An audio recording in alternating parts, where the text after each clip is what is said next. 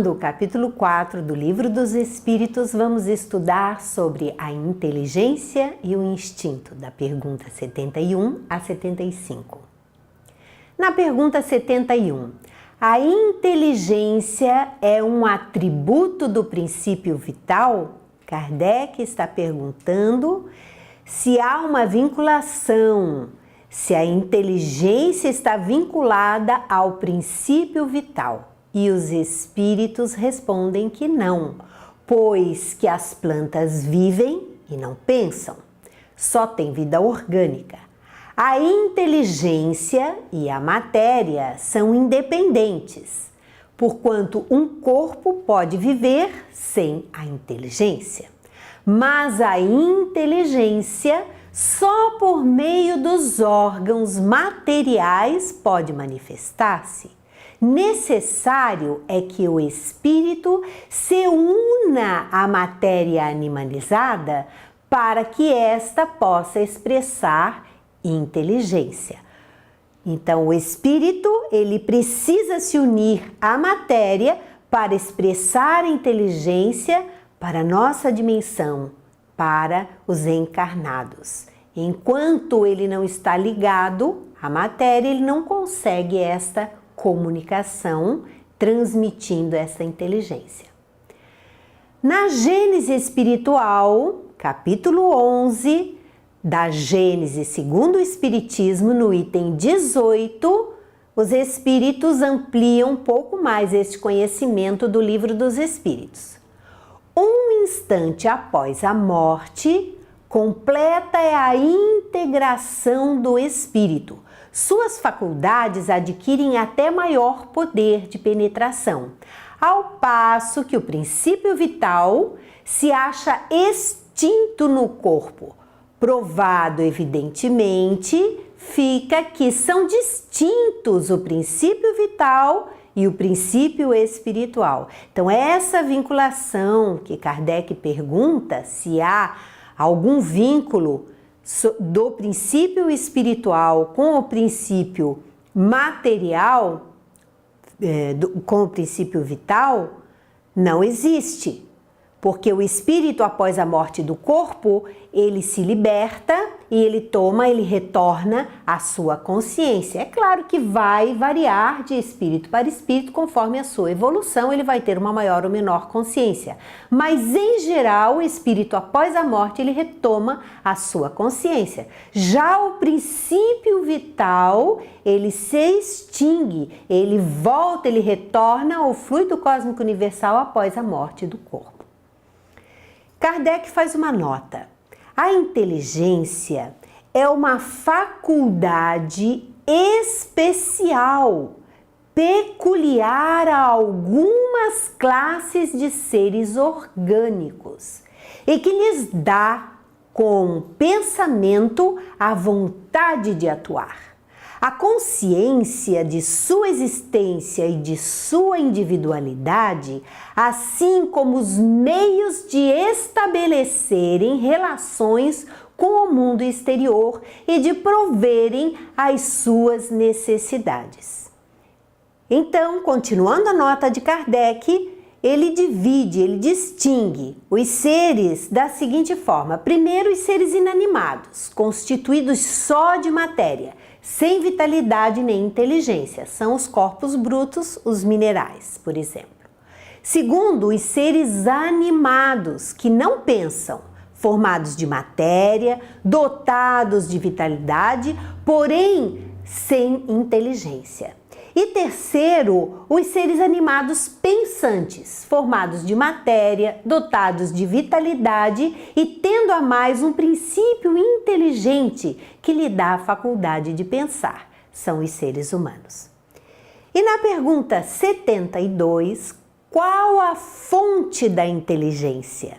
E os espíritos respondem, já o dissemos, a inteligência universal. E na pergunta 72A, eles vão dar maior esclarecimento. Poder-se-ia dizer que cada ser tira uma porção de inteligência da fonte universal e a assimila, como tira e assimila o princípio da vida material? Porque nós sabemos que o ser, quando está encarnando, ele retira uma porção de princípio vital do fluido cósmico universal para formar, para fazer essa ligação com o corpo físico. E ele pergunta, aqui Kardec quer saber, se já que a inteligência vem dessa fonte universal, da inteligência universal, se ele também, o espírito, a retira como se fosse uma porção, a assimila dessa fonte. E os espíritos respondem: isso não passa de simples comparação, porém inexata, não é bem assim. Porque a inteligência é uma faculdade própria de cada ser e constitui a sua individualidade moral. Ela se desenvolve com o ser, a inteligência. Além disso, como sabeis, há coisas que ao homem não é dado penetrar, e esta, por enquanto, é uma delas. Nós não conseguimos ir muito além, os espíritos não nos dão muitas explicações. Mas o que eles nos dizem é que a inteligência vai se desenvolvendo com o desenvolvimento, com a evolução do ser humano. Na pergunta 73, o instinto independe da inteligência? São coisas separadas? E os espíritos respondem: precisamente não, porque o instinto é uma espécie de inteligência. É uma inteligência sem raciocínio. Por ele é que todos os seres provêm as suas necessidades. E aí ele começa a falar sobre o instinto, dizendo que o instinto, ele é um tipo de inteligência. E ele vai falar um pouquinho mais. Na pergunta 74. Pode estabelecer-se uma linha de separação entre o instinto e a inteligência? Isto é, precisar onde acaba um e onde começa outro. Onde acaba o instinto e onde começa a inteligência.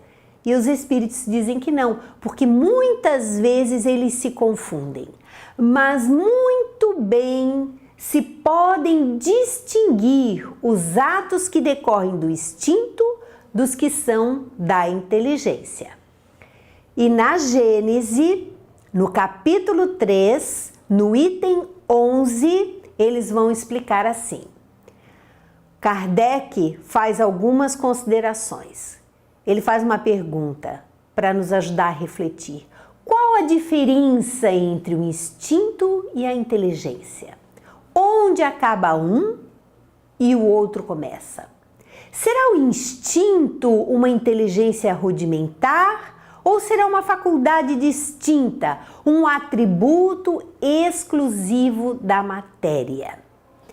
O instinto é a força oculta que solicita os seres orgânicos a atos espontâneos e involuntários, tendo em vista a conservação deles. O instinto é um ato involuntário, espontâneo. Nos atos instintivos não há reflexão, nem combinação, nem premeditação. É pelo instinto que os animais são avisados do que lhes convém ou prejudica. É o instinto que proporciona sobrevivência. No homem, só em começo da vida, o instinto domina com exclusividade. No iniciozinho, quando ele está começando como criança. É por instinto que a criança faz os primeiros movimentos, que toma o alimento, que grita para exprimir as suas necessidades, que imita o som da voz, que tenta falar e andar.